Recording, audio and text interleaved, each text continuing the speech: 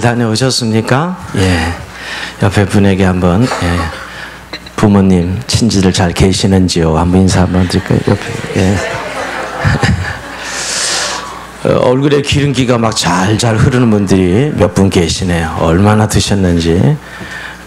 거의 배꼽이 방실방실 웃을 때까지 드시면서 즐거운 시간을 가지셨는지 모르겠습니다. 다 여러분 얼굴 보니까 더 반가운 주간입니다. 자, 우리는 지금 교회론을 지난주부터 강의하고 있습니다. 오늘 두 번째 시간, 교회란 무엇인가에 대해서 살펴보고자 합니다. 지난주가 너무너무 중요한데 추석을 너무 즐겁게 보내시느라고 지난주에 뭐 했지? 전혀 생각이 안 나시죠? 그래서 제가 한번 요약을 해서 올려봤습니다. 한번 띄워주실래요? 우리가 지난주 교회 기초에 대해서 생각했습니다. 교회 기초. 교회 정의, 오늘이 원래 첫 시간 교회란 무엇인가를 하고 사진 기초를 하는 것이 대체적인데, 저는 말씀을 준비하면서 교회 기초가 훨씬 더 중요하다는 생각을 해서 그래서 기초를 먼저, 정말 교회라는 기초 없이 세워지는 교회는 교회가 아니죠. 어떻게 보면 반복적으로 설교하고 싶은 내용이기도 해요. 지난주 설교가요. 한번 읽어보기. 교회 기초 첫 번째 시작. 교회는 예수님이 세우신다. 예수님의 교회다. 그런 거죠. 두 번째 시작. 교회는 예수님을 주로 고백하는 자들의 모임이다. 자, 세 번째. 교회는 이미 승리했으며 영원하다. 네 번째. 교회는 천국 열쇠, 즉 복음을 가지고 있다. 아멘. 사실 예수님이 마태복음 16장에서 친히 복음서에서 제자들에게 하신 말씀이 가장 중요하지 않겠어요? 교회에 대한 예수님의 생각. 교회에 대한 예수님의 말씀이 그 마태복음 16장에 나타나거든요. 그래서 오늘 지난주 그 예수님 말씀 속에 네 가지 교회 기초를 생각해 봤습니다. 자, 오늘은 여러분 이제 뭐 어떻게 보면 비슷한 내용이지만 교회의 정의, 교회가 무엇인가, 한마디로 교회의 정체성, 좀 이렇게 생각해 볼 수 있습니다. 여러분, 지난주 우리가 교회란 단어가, 우리나라 교회는 사실 뭐 가르치는 모임 이렇게 번역해 놨는데, 제가 그래서 학교 같다 이런 말씀을 드렸죠. 헬라어 언어를 찾아본 에클레시아라는 단어가 교회로 번역됩니다. 에크라는 것은 원모로부터 라는 아웃 오브 이런 뜻이 있고요. 클레시아는 콜링이라는 뜻이라고 했어요. 불러냄을 받음. 그래서 사실 에클레시아 그러면 세상에서 불러냄을 받은 사람들, 세상으로부터, 하나님께서 세상으로부터 불러냄을 받은 사람들, 이게 에클레시아란 뜻이에요. 어떻게 보면 교회를 잘 설명하는 아주 중요한 정의가 담겨져 있어요. 에클레시아라는 단어 속에. 그러나 그거 역시 모든 교회의 의미를 담아내고 있지는 않습니다. 지난주 이미 다 설교했기 때문에 아직도 교회를 십자가나 빨간 벽돌을 생각하고 있으시다면 빨리 이제 잊어버리시고, 정말 사람, 예수 믿는 사람을 향한 정의라는 사실에 대해서 다시 한번 우리가 생각해야 됩니다. 자, 근데 오늘은 좀 여러분, 성경에서 교회를 이야기할 때 여러 가지 비유들로 그 교회의 의미를 담아내고 있어요. 그러니까 교회 그랬을 때 여러 가지 비유들로 교회가 무엇인지 말하고 있는데, 자, 오늘은 정말 잊어버리지 말 것은 이제 본론에서 이야기할 교회의 세 가지 정의에 대해서 공부하는 시간이에요. 그리고 그 예에 서론적으로 그 예에 교회를 성경에서 어떻게 표현하고 있을까? 한 기본적으로 여러 개가 있어요. 뭐 많게 얘기하면 수십 개라고 이야기할 수도 있어요. 교회를 여러 비유로 말한다면, 대표적인 몇 개를 한번 골라본다면, 첫 번째, 자, 띄워주세요. 진리야 기둥과 터, 진리의 기둥과 터, 이렇게 성경 표현하고 있습니다. 디모데전서 3장 15절 한번 읽어봅니다. 시작. 이 집은 살아계신 하나님의 교회요 진리의 기둥과 터니라. 이렇게 지금 성경에서 교회를 진리의 기둥과 터, 교회를, 교회 건물을 의인화한 거죠. 자칫 잘못하면 마치 건물을 이야기하는 것처럼 또 착각해요. 비유인 거예요. 건물을 의인화한 것이고, 교회라는 것은 살아계신 하나님의 교회, 이렇게 정의 내려놓고 진리의 기둥과 터, 결국 진리는 예수 그리스도를 말씀하시는 것이고요. 그 진리 되신 예수 그리스도를 선포하고 변호하고 수호하는 것이다. 어떻게 보면 진리는 교회를 통해 보존되고 전파되고 교회는 진리를 근거로 세워졌다 하는 의미에서 교회를 진리의 기둥과 터다 이렇게 표현할 수 있죠. 이것도 중요한 교회의 정의라고 말할 수 있어요. 자, 두 번째는 따라합시다. 새 예루살렘. 새 예루살렘. 예, 새 예루살렘이 하나의 교회로 비유되고 있어요. 계시록 21장 2절 한번 읽어봅니다. 시작. 또 내가 보매 거룩한 성 새 예루살렘이 하나님께로부터 하늘에서 내려오니 그 준비한 것이 신부가 남편을 위하여 단장된 것 같더라. 아멘. 자, 이 표현을 보면 너무 잘 알듯이 구약에서 여러분 예루살렘은 성전이 있는 곳이에요. 성전은 구약의 성전은 어떤 의미죠? 하나님이 계신 곳이죠. 하나님이 계신 곳이 성전이에요. 그래서 예루살렘은 그들의 삶의 중심죠. 전부요. 다였어요. 근데 이제 새 예루살렘 한 것은 이제 신약의 의미의 예루살렘이죠. 신약의 의미의 예루살렘.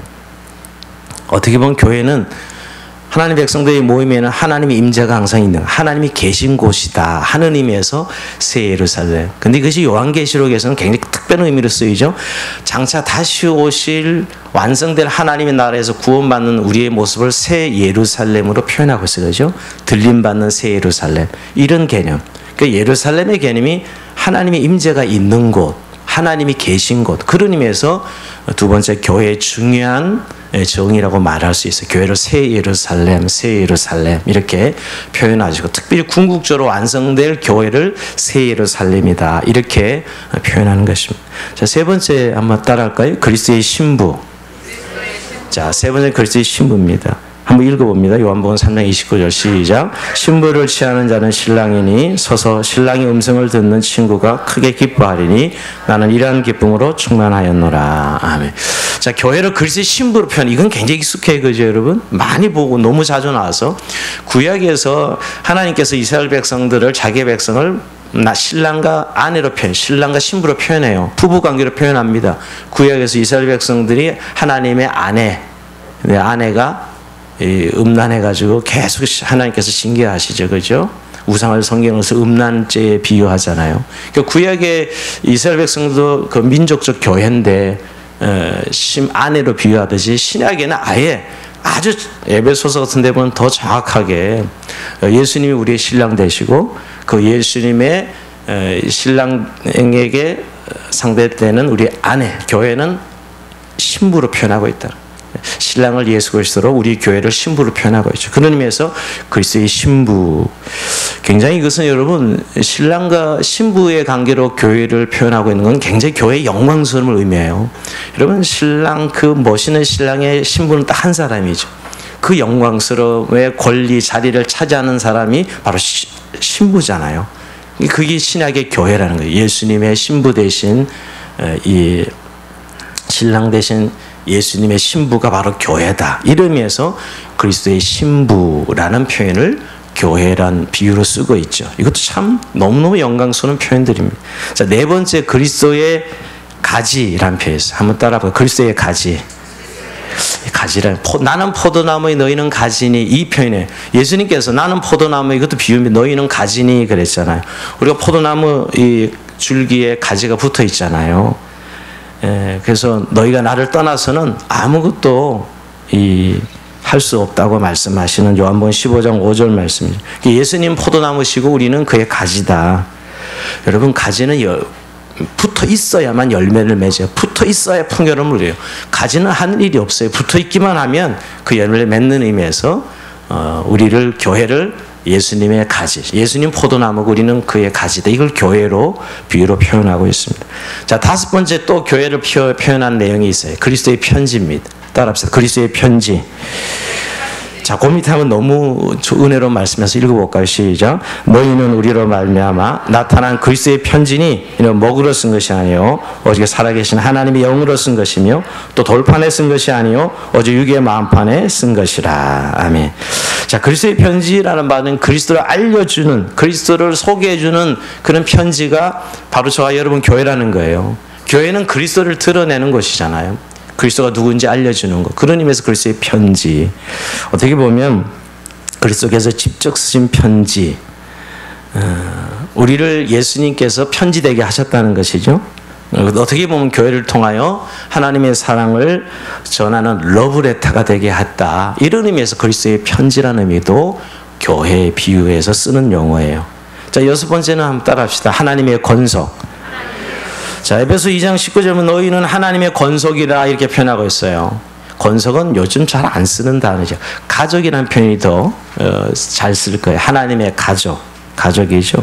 근데 에베소서 2장 그 19절에 하나님의 권속이라 할 때 어떤 내용이 설명되어 있냐면 예수님께서 십자가에 죽으셔서 정말 우리를 원수되었는데, 여러분 유대인과 이방인은 소통될 수는 원수된, 하나님과 원수되었고, 유대인과 이방인이 원수되었는데 하나님과 화목하게 하심으로 십자가로 말미암아 인간과 인간, 유대인과 이방인이, 자유자와 노예가, 남자와 여자가 다 사실 하나 되어지는, 가족 되어지는, 이런 의미에서 하나님의 권속 이렇게 표현하고 있습니다. 이게 신약교회는 여러 명칭인데 6개적 이야기했는데 뭐 설명 안 하고 왕 같은 제사장, 이것도 교회를 말하는 거예요. 너희는 세상의 소금과 빛, 이것도 뭐 교회를 말하는 거죠. 하나님의 밭, 뭐 하나님의 집, 이런 것들 다 사실 교회를 의미하는 것들이에요.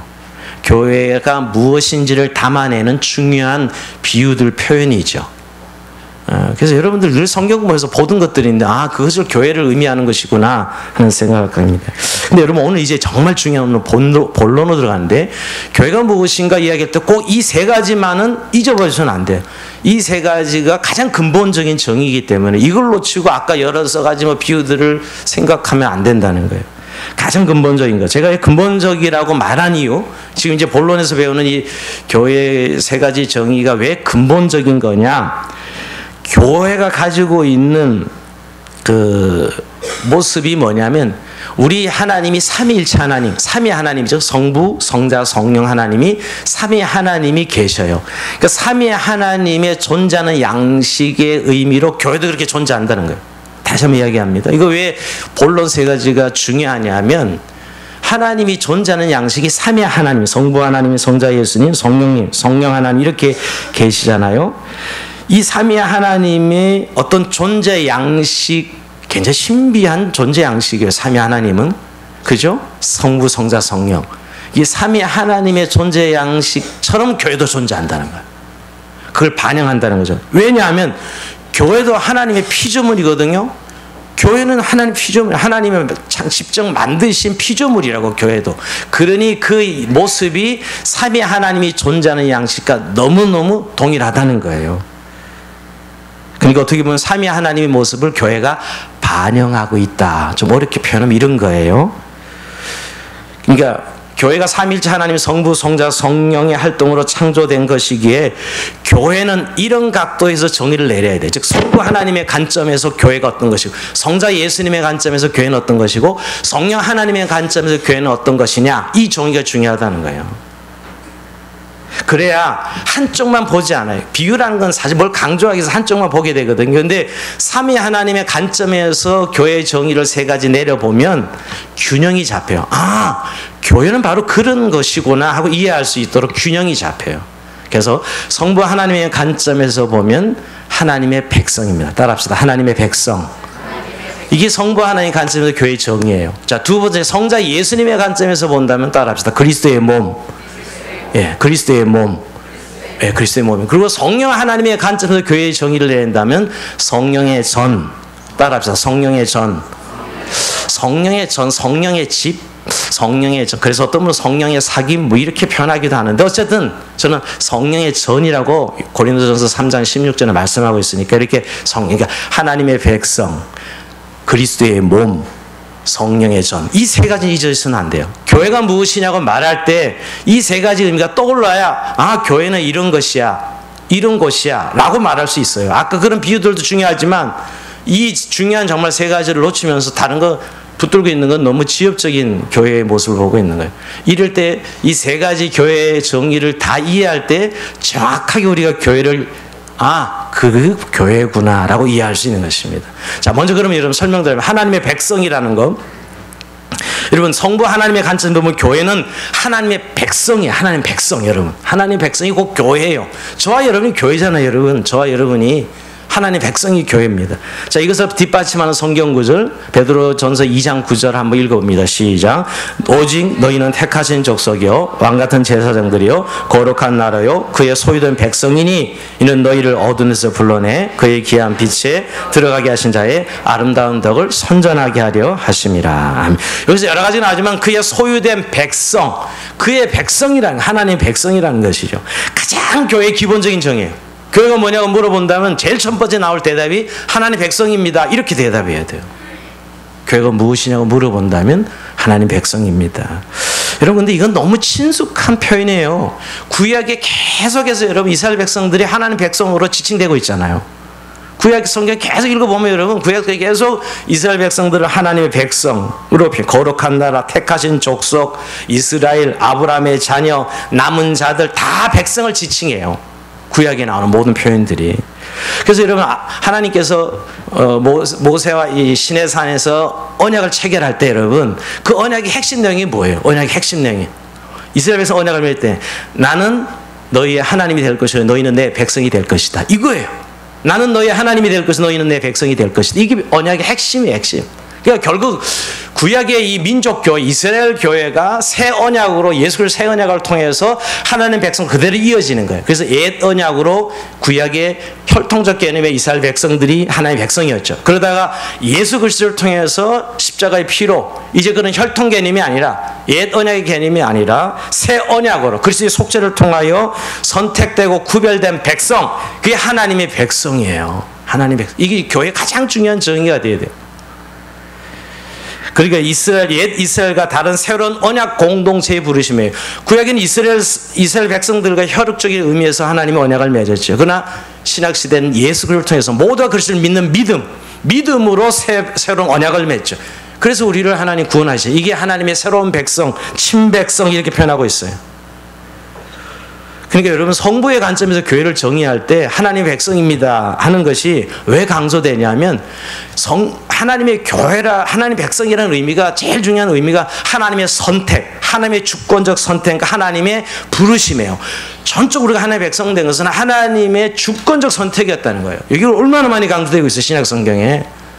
그래서 정말 우리가 구원은 은혜라고 말하는 하나님의 주권적 선택 그리고 부르심이에요. 그래서 고린도전서 1장 2절에 보면 교회를 이렇게 불러요. 고린도전서 1장 2절에 보면 고린도에 있는 하나님의 교회 곧 그리스도 예수 안에서 거룩하여지고 성도라 부르심을 받은 자들과 또 각자 우리 주 곧 그들과 우리 주 되신 예수 그리스도의 이름을 부르는 모든 자들에게 부르심을 받은 자들 또 부르는 모든 자들 이걸 엄청 강조해요. 그러니까 하나님이 우리를 선택하시고 불러내었다. 이게 교회예요. 이 세상에서 우리를 버려두지 않은 이 죄 많은 세상에서 우리가 죄 가운데 살다가 영원한 영벌에 처하는 거기에 두지 아니하시고 하나님 우리를 선택하시고 골라 뽑아내셨다. 이게 하나님 백성의 강조점이에요. 그러니까 이 성부의 관점에서 하나님의 백성이라는 정의가 강조되는 거 하나님의 선택과 부르심이죠. 그래서 여러분 교회는 성도들이 모여서 예배드려요. 하나님을 영화롭게 드려요. 이 성부의 관점에서 교회는 성례전이 있고요. 그리고 그 하나님의 부르심에 응답해 하나님 뜻을 알려고 하고 이게 교회의 아주 본질적인 모습이죠. 여러분 즉 하나님의 백성으로서의 공동체 이가 강조되는 게 하나님의 백성이라는 교회의 정의예요. 이게 성부 하나님의 관점에서 보는 교회죠. 다시 한번 따라해요. 교회는 하나님의 백성입니다. 예, 다시 잊지 마시고 성부인. 자, 두 번째 여러분 성자 예수님의 관점에서 교회의 정의는 그리스도의 몸이라 그럽니다. 자, 에베소 1장 23절 읽어봅니다. 시작. 교회는 그의 몸이니 만문에서 만물을 충만하게 하신 이의 충만함이니라. 자, 교회는 그의 몸이니 바울이 이거 엄청 많이 사용하고 있어요. 여러분 바울 서신에 교회가 그리스도의 몸이라는 표현이 얼마나 자주 나오는지 모릅니다. 그러니까 기독론적 관점에서 보면 교회는 그의 몸입니다.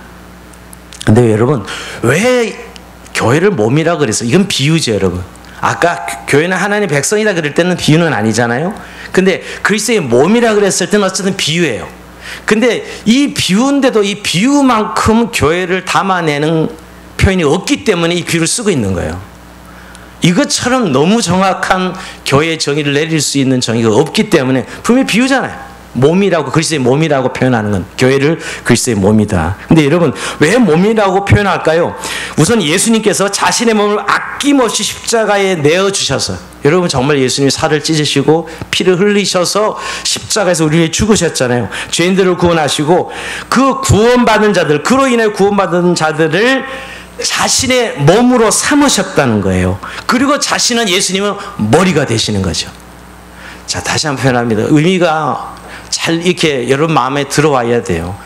그러니까 몸이라 그런 것은 그냥 믿는 사람들을 하나님이 불러냈다는 의미보다 좀 더 정확한 것은 우리의 몸을 위해서, 우리를 위해서 주님이 친히 자기의 몸을 아낌없이 내어주셔서 그 구원받은 자들로 자신의 몸으로 삼아요. 자기의 몸으로 삼으셨다는 거예요. 그 자신은, 예수님은 머리가 되시고 우린 그의 지체가 되었다는 거예요. 이게 예수님의 몸이라고 표현하는 것이죠.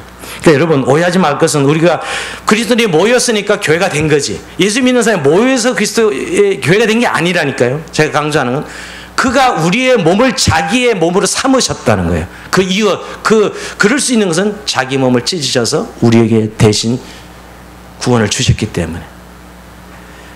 그러니까 교회가 자신의 몸이라고 하는 것은 그 자신의 몸으로 십자가에 피 흘려 구원한 백성들을 지체로 삼은 거죠. 이제 지체라는 단어를 잘 안 써서 어떤 분은 굉장히 어려워하는데, 우리 여러분 몸은 하나이지만 사지백체, 지체가 얼마나 많아요. 손가락, 손바닥, 손목 다 지체로 볼 수 있잖아요. 한 몸에 이렇게 많은 지체를 가진 우리의 몸을, 신비한 몸이죠. 이것처럼 예수님을 우리를 지체로 삼으셨다. 예수님은 머리가 되시고, 그러니까 교회를 이야기할 때 그리스도의 몸이란 것처럼 이 강력한 교회의 정의가 없어요.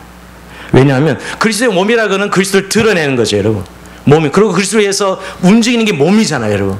교회가 그리스도 몸이라 할 때 가장 구체적인 표현이에요, 어떻게 보면. 그러니까 예수 그리스도의 확장, 예수님 한 분인데 그 예수님의 확장이 그의 몸이잖아요. 그리고 우리 전체, 예수 믿는 우리를 그의 몸으로 부르셨고 그는 우리의 머리. 근데 몸이라고 부르실 때 제일 강조되는 것은 그리스도와 우리의 생명적 연합을 이뤘기 때문에 그리스도의 몸이라고 표현하는 거예요.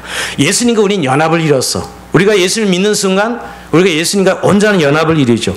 근데 우리 예수님과 우리만 연합된 게 아니라 성도들끼리도 연합이 돼. 지체는 다 연결되잖아요, 몸이라는 건. 여러분, 내가 발가락에 하더라도 머리부터 발끝까지 다 연결되잖아요, 여러분. 이게 교회가 그리스도의 몸이라는 의미예요. 그러니까 그리스도의 생명자 연합, 성도들 간의 생명자 연합, 이런 의미를 강조하기 위해서 교회를 그리스도의 몸이다라는 것이에요.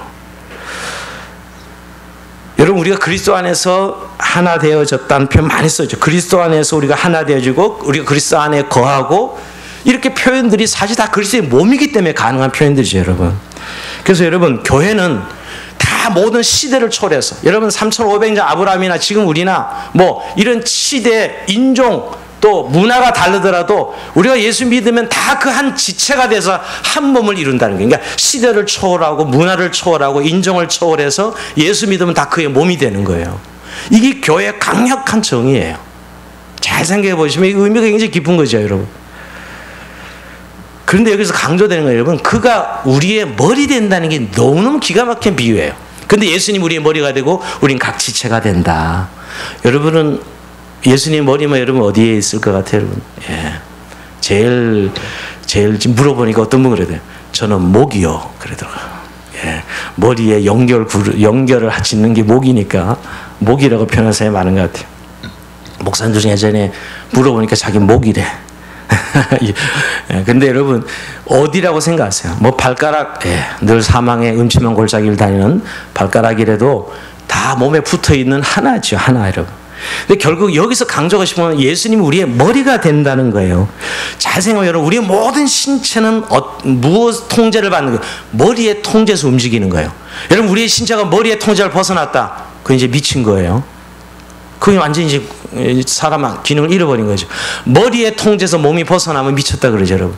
사람은 이 머리의 통제에서 모든 것이 움직이게 되어 있어요. 그러니까 예수님이 머리시고 우리가 그의 지체가 교회에다가 표현한 것처럼 확실한 교회를 표현한 내용이 없어요. 전적인 예수님의 통제 아래, 예수님의 지시야 예수님 움직임 안에서 일어난다는 거예요. 여러분, 내가 참 신비하다. 신체가 다 신비하지만 뇌는 정말 신비하다 그래요. 뇌 수술을 받으면 뇌수술해서 한번 뚜껑을 열고 쫙하게 수술하고 닫았다 하더라도 한번 열면 사람이 달라진대요. 뭐라고 설명할 수 없다는 거예요. 지난번에 한번 뇌수술 받은 사람들 이야기가 자기 감정이 달라졌다는 거예요. 분명히 뇌를 정확하게 수술했는데 수술한 이후에 감정이 달라졌다는 표현을 쓰더라고요. 뭐 잘못 뇌 수술되면 그건 완전히 진짜 이상한 사람이 되는 거죠. 완전 기능 장애가 일어나고요. 제가 왜 이런 얘기를 드리면 우리가 예수님이 머리시고 우리가 그의 몸 지체다고 표현할 때 이 성경에서 교회를 이야기하고 싶은 게 뭐냐? 철저히 예수님에 의해서 움직여지는 공동체라는 것이죠. 그래서 여러분 이제 한번 에베소서 강의할 때 이건 오늘은 이 시간이 없어서요. 만물을 충만케 하시는 만물을 완성하시는 분의 충만케 하시는 계획이 그 안에서 충만하게 이루어진다. 이런 표현들 교회의 영광스러움인데요. 한번 여러분 이 말씀을 잘 이해하면 기가 막혀. 와, 교회가 그런 거예요? 그래서 여러분 교회가 그리스도 몸이라 그럴 때 중요한 건 예수님 안에 우리가 거하고 그와 완전히 연합을 이루는데 중요한 건 이런 거예요. 예수님의 인격과 그의 사역, 구원 사역은 절대 분리되는 게 아니에요. 어떤 분은 예수님이 우리를 십자가에 죽으시고 부활하신 그 십자가의 사건 우리를 구원하셨어요. 그 예수님 구원 사역이죠. 그러나 예수님의 인격 그가도 떨어질 수 없어요. 많은 사람은 예수님이 나를 위해 십자가에 죽으시고 부활하시기 구원하셨다. 예, 맞죠. 그러나 예수님의 성품과 인격도 우리가 그 안에 붙어 있는. 그래서 구원받았으면 단지 죄로부터 구원받아 끝나지 않고 계속 예수님을 닮아가는 그리스도와 되어가는 그 과정이 성하고 그게 구원의 완성이에요. 교회는 반드시 그 과정을 밟게 돼 있어요. 그러니까 믿음으로 구원받았다는 이야기가 너무 요즘 값싼 복음이 되는 이유가 구원 사역만 간주하고 예수님의 인격성은 없는 교회, 예수님의 인격성이 연합되지 않은 교회들이 너무 많은 거예요. 그 사람이 어떤 행위만 우리가 보고 그 사람과 관계 맺지 않잖아요. 그 사람의 인격이 훨씬 더 중요해요, 사실은요.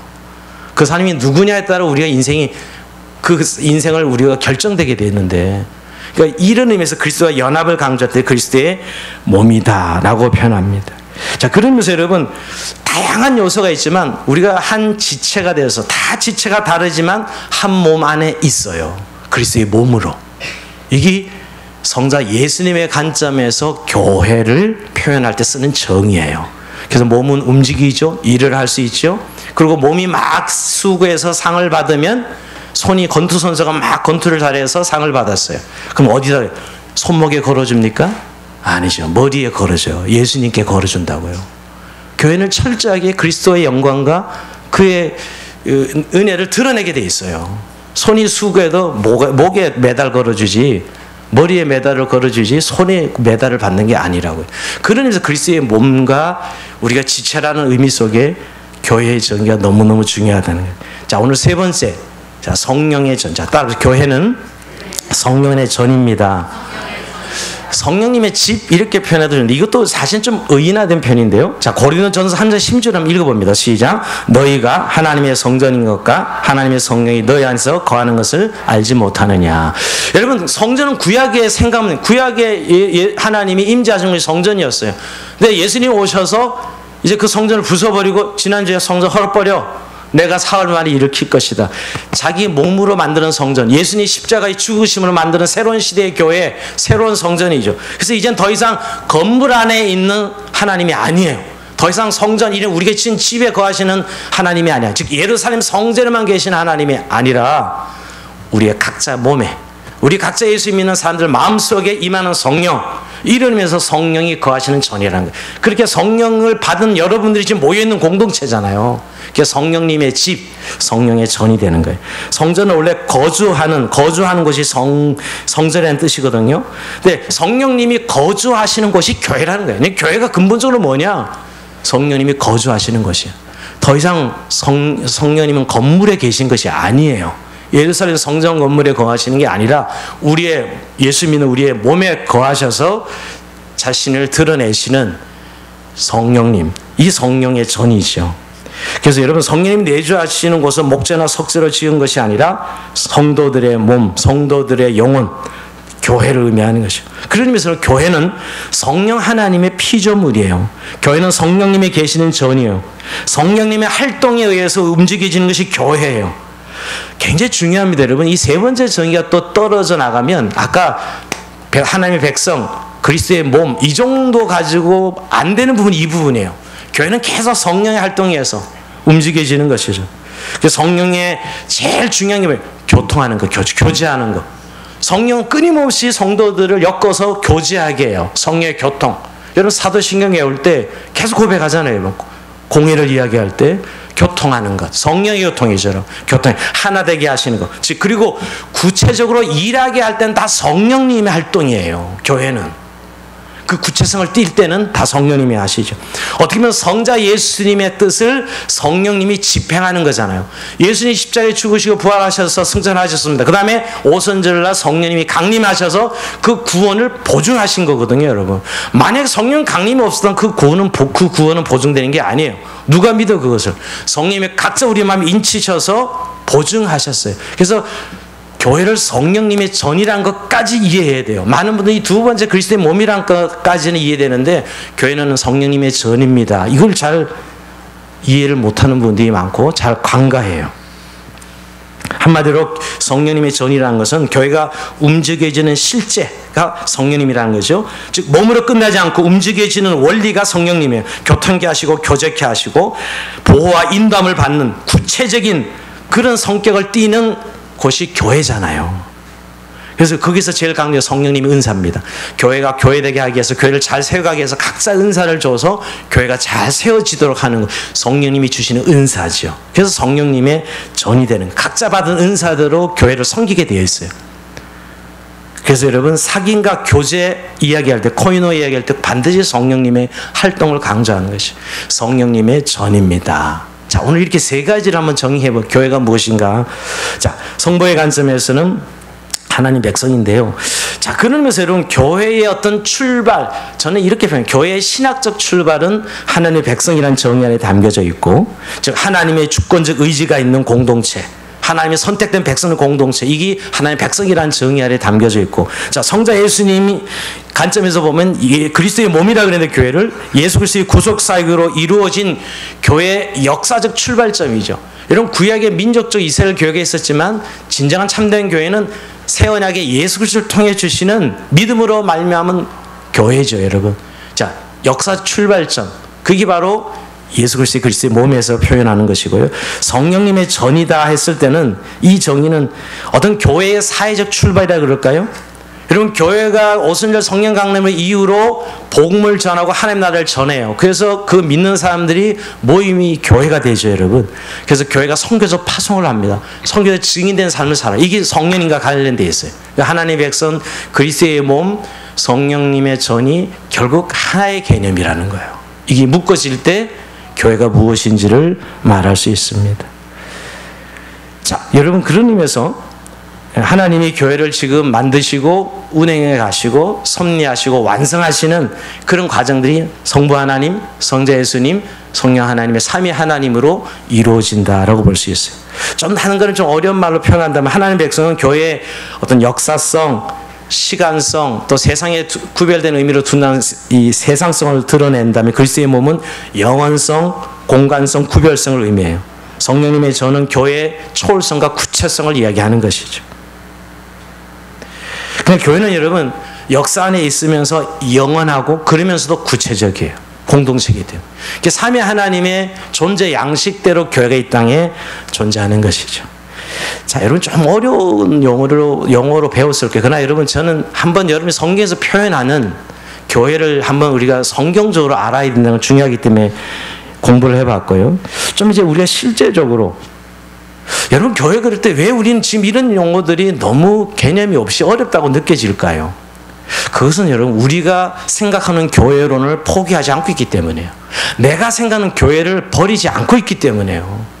여러분 교회 왔으면 이제 내가 생각하는 교회를 버리고 성경에서 말하는 교회를 붙잡아야 돼요. 나름대로의 교회를 다 가지고 있습니다, 여러분. 100명이 모이면 100개의 교회가 돼요. 안 그럴 것 같아요?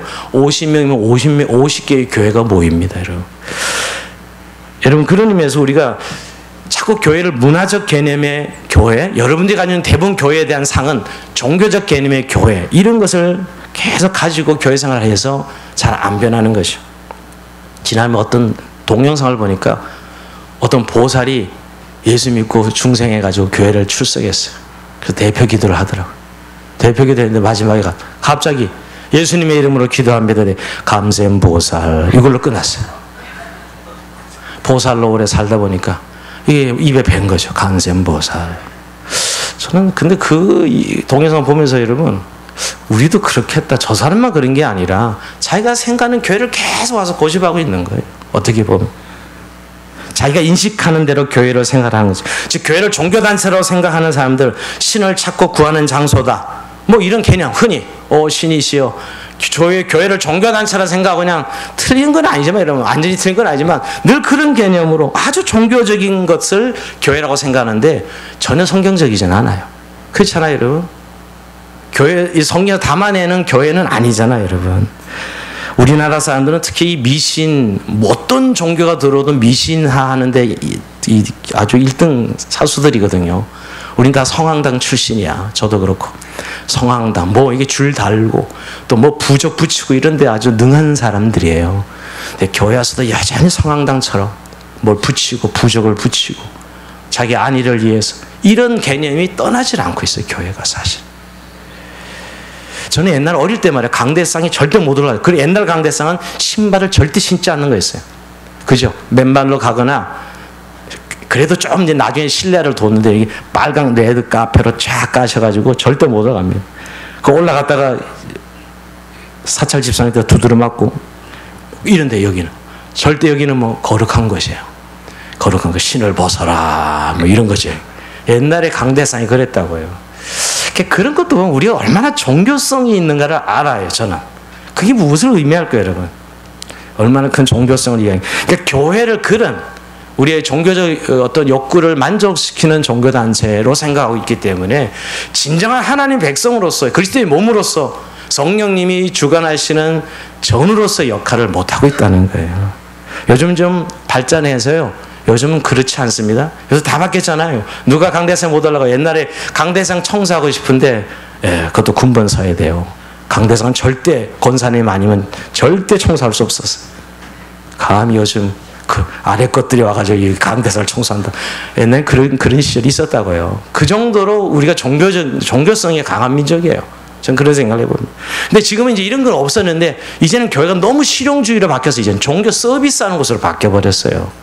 종교 서비스하는 것은 예수님이 교회를 세우신 이런 개념은 사라지고요. 우리의 종교적 필요에 따라 교회는 계속 움직여져야 되는 교회가 되어버렸어요. 이게 정말 교회일까요? 정말 저는 목사로서 요즘 이 시대를 살아가면서 매일 고민하고 있는 부분이에요. 정말 주님의 교회가 참된 교회입니까? 아니면 우리가 필요로 해서 지금 모이고 있는 건 아니에요 하나님? 그리고 사회에서는 얻을 수 없는 여러 가지 어떤 것들을 교회 와서는 얻을 수 있는 것이 많거든요. 인정 욕구라 이런 것들. 그래서 사회에서 할 수 없는 것을 교회 안에서 뭐 리턴 매치 하듯이 말이야 하는 그런 의미의 교회 사실 요즘 많습니다. 그래서 우리가 하는 이런 진짜 하나님의 백성, 그리스도의 몸, 성령님의 전 이런 것은 액세서리로 쓰는 용어가 되고 실제는 굉장히 우리의 종교성을 강화하는 데 교회가 보탬을 사용되고 있는 것을 보게 됩니다. 게다가 타락한 지도자들이 사건들이 많아지면서 종교적 욕망을 이용해서 종교적 권력과 부를 추구하는 사람들까지 득세해서 지금 너무너무 혼란스럽습니다. 정말 여러분 교회를 잘 알아야 되는 거예요. 그런 의미에서 여러분 우리가 교회 오늘 이 정체성을 회복해야 되는데 우리 안에 교회를 생각할 때 아까 그런 세 가지를 생각한다면 우선 실용주의적 이 사고방식을 버려야 돼요. 교회는. 지금 교회는 점점 유람선화 되어가고 있어요. 유람선. 교회가 뭐냐고 물으면 요새는 유람선이다. 유람선의 목적이 뭐예요? 한강에 배 띄어서 놀자는 거예요. 즐겁게 놀기 위해서 유람선 띄우잖아요. 유람선은 목적지가 없어요. 즐겁게 연애 베풀고 놀면 되는 거지 여러분. 어떻게 하면 재미있을까 이런 것이죠. 그러나 여러분 교회의 정의나 존재 목적과 너무 멀리 떨어지지 않아요. 정말 만약 교회를 배에 비유한다면 군함이 돼야지. 교회는 세상의 군함이 되어서 그 군함의 목적은 적을 지키고 나라를 지키기 위해서 배가 떠 있어야 돼요. 그리고 목적지에 가는 배야 되죠 여러분. 항해해야죠 여러분. 유람선 간다는 거죠. 교회가 유람선화 될 수 없다는 것이에요. 자, 그러면서 여러분 오늘 다시 한번 좀 우리가 계속 교회는 몇 강사까지 갈지는 모르지만 우리가 근본적인 정체성을 회복하기 위해서 성경에서 이야기하는 교회에 대해서 우리가 귀를 좀 기울여야 돼요. 내 교회를 허물고 내가 가지는 교회를 허물고 주님이 말씀하신 교회를 다시 한번 우리 마음속에 담아야 돼요. 즉 삼위 하나님의 존재하는 방식의 교회의 정체성. 오늘 딱 두 가지 말씀을 마치려고 합니다. 근데 아까 이야기한 이 세 가지 교회의 정체성이 결국은 여러분 우리가 회복하려면 딱 두 가지로 더 요약할 수 있어요. 즉 삼위 하나님이 존재하는 양식대로 우리가 존재하는 교회라고 그랬는데 그 안에는 두 가지 교회의 인격성과 교회의 사명성이라 생각할 수 있어요. 여러분 교회의 인격이 뭐지요? 교회의 인격이 거룩이에요. 내가 거룩하니 너희도 거룩하라 그랬거든요. 교회는 근본적으로 세상과 구별된 곳이에요. 그러니까 교회가 정말 가장 기본적 정체성을 회복하려면 거룩이에요. 거룩. 그거는 예수님이 인격이 거룩이고 하나님 인격이 거룩입니다. 근데 거룩이라는 용어는 여러분 담배 안 피고 옛날에 우리 장로님들 이게 목사님들 이렇게 탁 걸어 다녔어요. 제 초창기에는 절대 뛰면 안 돼요. 우리 목사님 뒷짐 지고 다녀서 저도 그때부터 뒷짐 지는 걸 배웠어요. 야, 저 작은 목사 간다. 그랬거든요. 나도 모르게 목사님 닮아가고 싶어서 고등학교 때 뒷짐 지고 다니는 거죠. 근데 그게 거룩이냐고요. 여러분 한번 정말 많은 우리가 자꾸 속고 있는 것이 그런 게 거룩이냐고요. 근데 여러분 구약에는 하나님께서 이스라엘에서 내가 거룩하니 너도 거룩하라. 거룩은 이런 근본적 의미는 나와는 달라. 나는 하나님은 넌 인간이야. 나와 넌 다르다. 이게 거룩이에요. 쉽게 하면 거룩의 의미는. 그러니까 하나님과 인간은 다르잖아요. 여러분 창조적으로 피조물인데 근데 내가 너희랑 다른 것처럼 너희도 세상에서 사람들과 구별되어야 돼. 이게 거룩이에요. 완벽한 걸 말하는 게 아니라 여러분 거룩은 완벽을 말하지 않는 술, 담배 안 하는 게 거룩이 아니라 구별해 구별돼. 가장 그게 교회의 인격이에요. 교회는 세상과 달라야 돼. 인격이 다르다고 표현할 때 교회는 거룩하기 때문에 다른 거예요. 그래서 여러분 교회가 모이는 교회에서 제일 강조되는 것 교회는 두 가지 모이는 교회 흩어지는 교회가 있는데 여러분이 지금 모이는 교회예요? 예배 끝나고 나가면 흩어지는 교회잖아요. 가장 강조는 인격성 거룩을 연습하는 곳으로서의 교회. 또 하나 여기서 끝나면 두 번째 교회의 사명성인데 교회는 교회 자신을 위해 존재하지 않아요. 절대 교회는 교회를 위해서 존재하지 않아요. 존재 목적이 예수 그리스도와 하나님 나라를 위해서 존재해요. 여러분 잘 보면 교회 공동체는 하나님과 부르심을 받아서 구별된 사람들이지만 또 하나 보면 세상 안에 있어요. 하나님이 우리 교회를 뿅 하늘에 데려가지 않고 이 세상 안에 두셨다고요. 그러니까 교회는 세상에 속하지 않고 하나님께 속합니다. 그러나 세상에 있어요. 이게 참 역설이에요. 교회가 분명히 하나님 불러내서 우리는 세상에 속하지 않았어. 하나님의 백성은. 그런데 세상에 아직 남아있어요. 왜 그러지요? 사명 때문에 그런 거예요. 교회의 존재 이유는 자기 스스로를 생존하기 있는 것이 아니라 하나님과 그의 나라를 위해서 존재하도록 이 사명성이죠. 사명성. 그래서 항상 우린 세상으로 파송받아요. 내가 아버지로부터 보냄받은 같이 내가 너희를 보내노라. 세상에 보내노라. 분명히 이 교회에 속하지 않았어 우리는 여러분. 하나님 부름받은 하나님의 백성은 이 거룩에는 구별되었지 우리는 여러분. 구별되었지만 사명 때문에 이 세상에 존재해야 돼. 이 세상에 파송되어 있는 것이죠. 이게 사명성입니다. 이 두 가지를 가장 기본적으로 우리가 기억할 때 아까 말한 교회 세 가지 정의를 회복할 수 있습니다. 여러분 그래서 이 두 가지를 회복하는 데 우리가 요즘 부딪히는 어려움을 제가 생각해 보니까 예수 믿으면 외로워야 돼요. 거룩은 여러분 외로울 수밖에 없어요. 여러분 가족 여러분 만나서 이야기해 보니까 대화가 잘 됩니까? 가치관이 안 믿는 사람과 같아요? 같을 수 없어요 여러분. 너무너무 외롭습니다 여러분. 우리가 세상 속에 살면서 가치가 달라요. 애들 양육하는 문제나 부부관계나 여러분 세상의 사람들은 어찌하지 남편 잘 얻어서 좀 자기 유익을 얻으려고 하는 게 세상의 행복이라고 말하지만 우리는 근본적으로 남편을 행복하게 만들려고 살아가는 사람들이 예수 믿는 사람들이에요. 가치가 바뀌는 거죠 여러분. 대화가 안 돼요 사실은. 외로워요. 거룩은 외로운 것이에요 사실은.